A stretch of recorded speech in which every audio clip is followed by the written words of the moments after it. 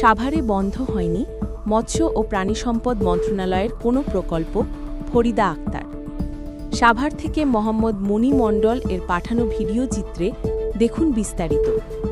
সাভারে মৎস্য ও প্রাণী সম্পদ মন্ত্রণালয়ের অধীনে উদ্বোধন হওয়া কোনো প্রকল্প বন্ধ হয়ে যায়নি, এমনটাই জানিয়েছেন মন্ত্রণালয়ের উপদেষ্টা ফরিদা আক্তার।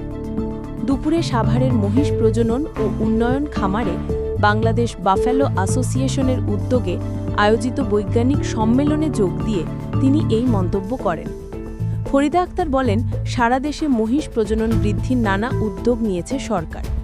দেশের মানুষের পুষ্টি চাহিদা ও আমিষের ঘাটতি পূরণে সরকার নিরলসভাবে কাজ করে যাচ্ছে, যাতে দেশের মানুষ কোনো কিছু থেকে বঞ্চিত না হয়।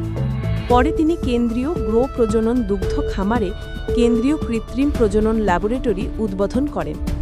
এই সময় মৎস্য ও প্রাণী সম্পদ মন্ত্রণালয়ের সচিব আবু তারের মোহাম্মদ জাবের সহ মন্ত্রণালয়ের ঊর্ধ্বতন কর্মকর্তারা উপস্থিত ছিলেন।